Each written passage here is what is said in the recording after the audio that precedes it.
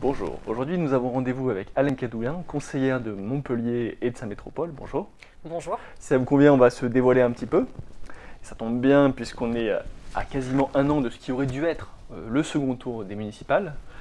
Première thématique, comment vous analysez cette première année de mandat de Mickaël Delafosse, sachant que vous avez des critiques, si j'ai bien compris, à la fois sur le fond, sa gouvernance, mais aussi sur certains éléments qu'on verra peut-être plus en détail après.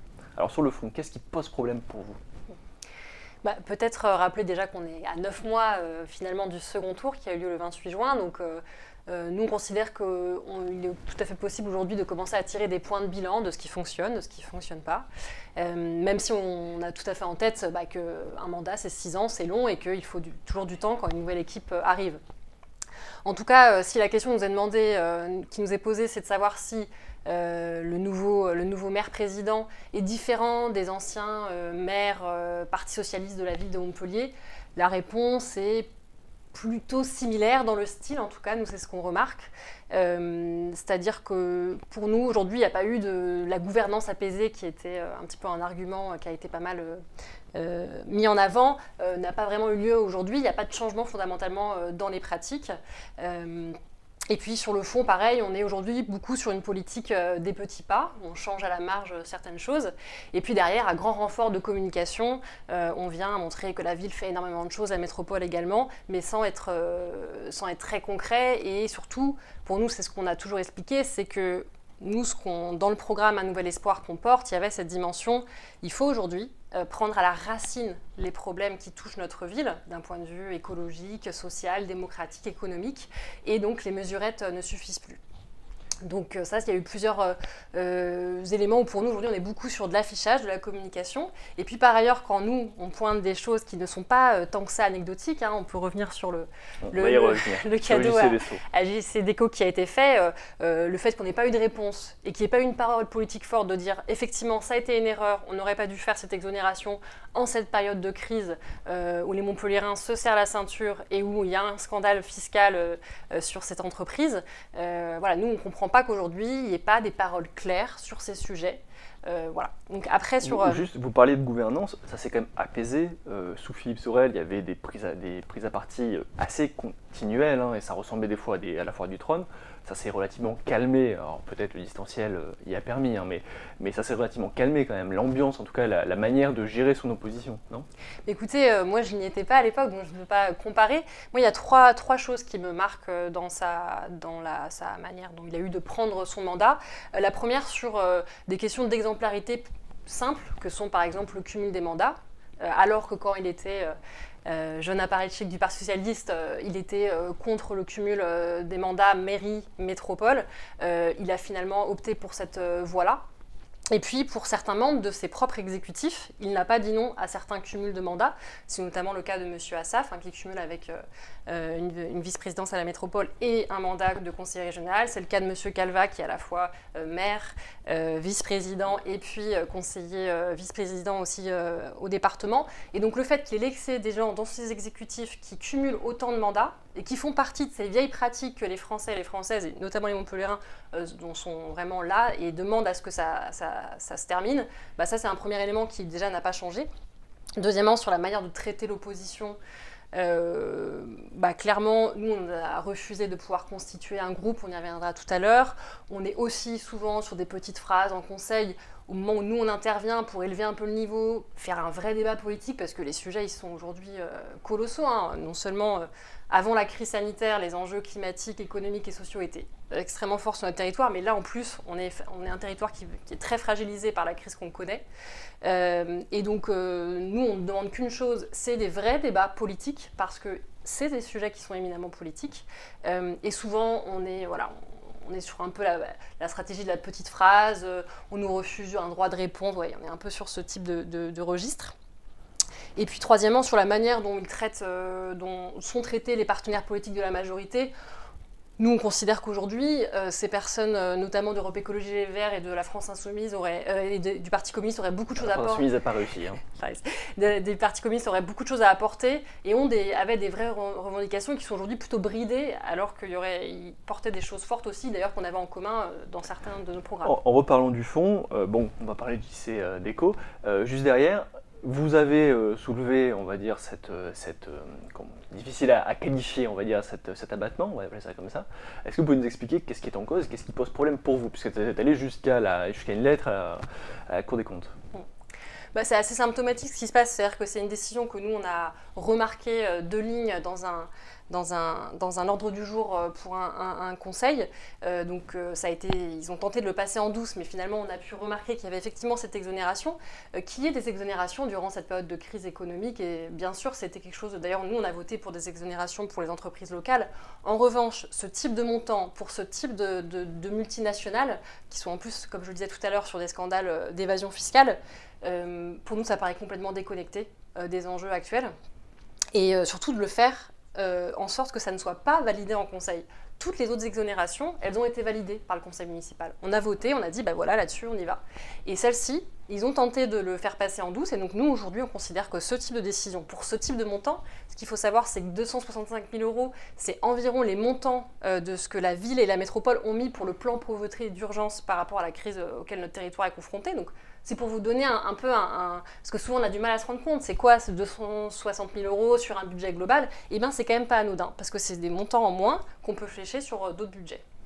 Et vous avez d'autres points comme ça qui posent problème pour vous? Parce qu'on a quand même l'impression que vous avez joué le rôle un petit peu de première opposante, peut-être parce que les autres sont relativement calmes aussi, hein. Mais en même temps, vous êtes une opposition par la gauche, puisque la droite et l'extrême droite n'ont pas pu rentrer au conseil municipal. Il y a d'autres choses qui posent problème? Parce qu'on vous entend souvent, quand c'est bien, dire « ça va pas assez loin ». Et quand c'est... Voilà. Donc qu'est-ce qui fonctionne, qu'est-ce qui ne fonctionne pas, mais qu'est-ce qu'il faut changer actuellement? Bah, évidemment des choses qui ne vont pas assez loin. Nous, on l'avait porté. Aujourd'hui, on pense qu'en termes de relance et d'avoir un plan de soutien à nos entreprises, à nos commerces locaux, aujourd'hui, la métropole et la ville ne sont pas au rendez-vous. Évidemment, sur la question de pauvreté également. Notre territoire est touché de plein de fouets. Il y a beaucoup de familles qui se retrouvent extrêmement précarisées par la crise et les mesures ne sont pas mises en place. Donc il y a des choses où évidemment nous on considère qu'il aurait fallu aller, il faut aller plus loin et c'est ce qu'on porte du coup dans le conseil. Mais il y a aussi des choses où on voudrait surtout qu'ils ne le fassent pas. C'est-à-dire ça c'est tous les projets inutiles de manière générale ou l'extension de l'aéroport ou toutes ces mesures là actuellement on va lors du prochain conseil métropolitain revoter un nouveau règlement sur la publicité, etc. C'est tout plein de choses comme ça où aujourd'hui, on considère que la copie est à revoir et qu'au contraire, on est sur un vieux logiciel libéral typique du Parti socialiste où au final, on ne dit pas stop à ces anciens, on va dire à ces projets inutiles. On met beaucoup de moyens sur des projets qui au final ne répondent pas aux besoins de la population. Et je crois qu'on l'a relativement assez dit, mais sur le nouveau stade par exemple, il faut rappeler aux Montpelliérains et Montpelliéraines que ce projet aujourd'hui, donc on va déplacer le stade de Montpellier sur une autre commune de la métropole. Alors c'est le stade de la métropole, hein, c'est pas le stade de Montpellier hein, aussi. Et qu'est-ce qui va se passer concrètement? Ça veut dire qu'on va aujourd'hui, alors qu'on nous vend un projet qui soi-disant ne va pas être payé par le contribuable, alors que si, on le sait aujourd'hui, pour déplacer le stade, alors qu'aujourd'hui il y a un stade, oui il faut le réhabiliter parce qu'aujourd'hui il n'est pas, on voudrait qu'il soit plus agréable pour les supporters, il faut l'adapter. Effectivement il y a des enjeux aussi de sécurité par rapport aux inondations, mais c'est tout à fait faisable aujourd'hui de réhabiliter, de rénover le stade qui est à la Paillade. Aujourd'hui on va déplacer un stade, pas du tout la priorité on a commencé l'année en communiquant sur cette mesure, complètement déconnectée des besoins des habitants, et puis surtout ça va nous coûter parce qu'en fait il va falloir faire la voirie, l'assainissement, penser les transports en commun sur une zone qui est déjà congestionnée. Donc ça c'est un exemple parmi tant d'autres où on a l'impression que la boussole des priorités n'est pas la bonne au sein de la nouvelle majorité. En reparlant de votre rôle d'opposition, alors il y a souvent une méprise, vous n'êtes pas dans le groupe de Manuel Altrad, puisque vous avez été élu sur sa liste en juin dernier. Quel rôle vous pouvez avoir en étant toute seule, puisque vous n'avez pas pu former de groupe, puisque le règlement intérieur permettait d'avoir des groupes qu'à 3, vous auriez pu en faire, mais à 2. Donc quel rôle on peut jouer dans l'opposition quand on est entre guillemets un peu seul? Alors vous n'êtes pas tout à fait seul, vous avez aussi Clotilde Ollier qui est souvent de votre avis, mais on va dire relativement seul. Écoutez, on a toujours, nous sommes réussi à faire beaucoup avec peu de moyens, donc c'est pas tant ça la problématique. Effectivement, aujourd'hui, il y a 5 groupes au sein du conseil municipal. Nous avions demandé à ce qu'il y en ait un 6e, c'est-à-dire qu'il y a des personnes qui aujourd'hui, il faut comprendre, qui étaient sur des listes lors du second tour, qui en fait sont aujourd'hui dans des groupes distincts. C'est notamment le cas dans la majorité. Et nous, on avait demandé à constituer un groupe, ça nous a été refusé. Ce qui est un peu dommage puisque le maire, lorsqu'il était lui-même dans l'opposition, était pour le fait de pouvoir faire des groupes à 2. Donc on est un peu étonné, clairement c'est une manière de nous museler ou en tout cas nous limiter dans nos moyens en tant que groupe, puisque avoir un groupe, c'est pouvoir participer à des réunions de présidents de groupes et donc être au courant plus en amont des informations. Après, nous, on arrive à faire beaucoup avec aussi peu de moyens. Donc c'est ce qu'on fait par exemple quand tout simplement on arrive à faire un gros travail collectif de préparation des conseils. Et donc c'est ce qui nous permet de déceler entre les lignes des choses qui n'auraient pas été mises sur la place publique. Et quel regard vous portez sur votre ancienne tête de liste, Moed Altrad, qui a toujours été représenté mais qui n'est encore jamais venu ni au conseil municipal ni au conseil de métropole? Vous appelez à sa démission, vous souhaitez qu'il continue à fabriquer, on va dire, une opposition aussi. Quel est votre point de vue? Là-dessus, en fait, nous, ce qu'on a remarqué surtout, mais qui ne nous a pas tant que ça surpris, c'est qu'aujourd'hui, les équipes de M. Sorel, les équipes d'Altrad et les équipes de la Fosse, en fait, ils votent exactement la même chose en conseil. Les équipes de Sorel, ils votent environ 98% la même chose que ce qui est présenté par la majorité, et les équipes d'Altrad, quasiment tout. Donc, qu'est-ce que ça veut dire? En fait, ça vient nous conforter dans notre analyse qui était celle de l'issue du premier tour, qui était de dire aujourd'hui, à l'issue du premier tour, le 15 mars, on savait que les 3 offres qui avaient passé la barrière, entre guillemets, qui pouvaient être qualifiées pour le second tour, étaient des offres qui portent globalement un logiciel assez classique, assez libéral, d'une vision qui est celle que nos élus portent depuis des années sur Montpellier et qui montre clairement ses limites. Et donc en fait, on n'est pas surpris que ces personnes votent toutes la même chose aujourd'hui. Et puis, donc ça nous pose évidemment problème, cet aspect-là.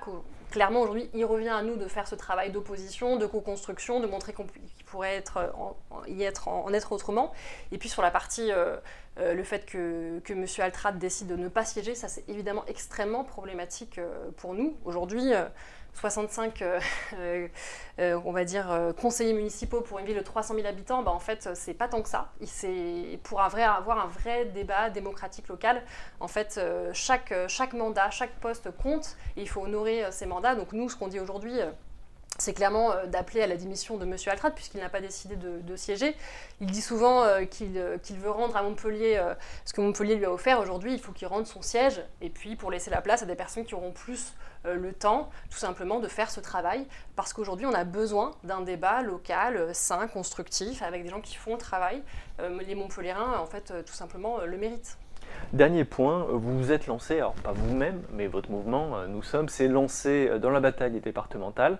Il y a une dizaine de jours, vous avez fait un appel à l'union. On en est où de cet appel à l'union? Est-ce qu'on peut imaginer, au moins sur les cantons montpelliérains, entre guillemets, est-ce qu'on peut imaginer du coup des candidats Nous Sommes soutenus, je sais pas moi, peut-être par la France Insoumise, Europe Écologie Les Verts, je suppose pas le PS, je suppose, mais est-ce qu'on peut imaginer ça?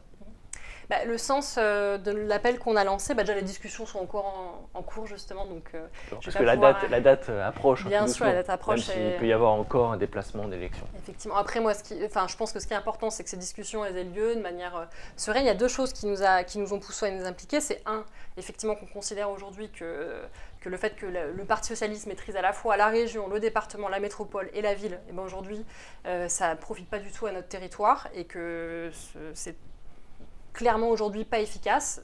Ils ont beaucoup de mandats, les résultats sont pas bons.